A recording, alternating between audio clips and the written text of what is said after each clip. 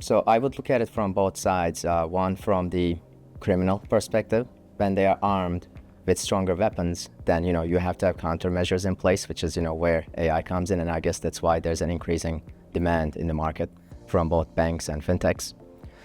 But also there's an element of efficiency.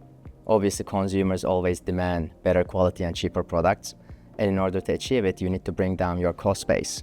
And compliance is one of the most expensive cost bases for a given financial institution.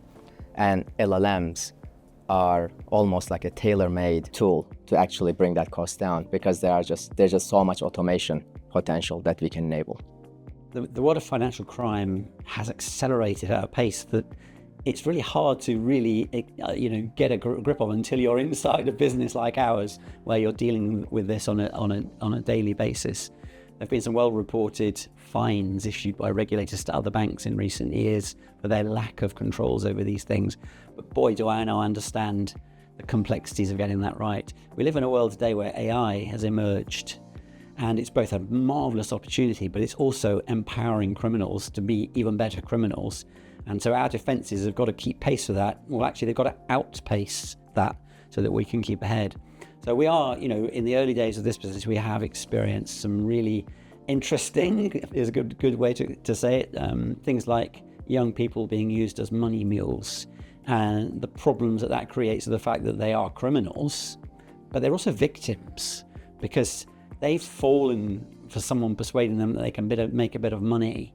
And it's almost something that anyone could fall for. And so we've got the vulnerability of young people falling for some of these things as well to deal with, and the growing problem we're going to have continuing to keep a pace with the constantly evolving types of crimes that we're experiencing. So recently we saw a real surge, for example, in people being scammed through fake concert tickets. So we've got a wave of concerts going on across the UK.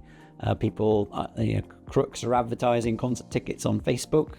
People are so desperate for those tickets that they're ready to go and send people money to their bank accounts to receive it, and of course they receive no ticket. The frustrating truth of this is that the UK financial industry is heavily regulated by the Financial Conduct Authority, and yet at the same time all of these crimes are mostly originating in social media, and there's no regulation at all.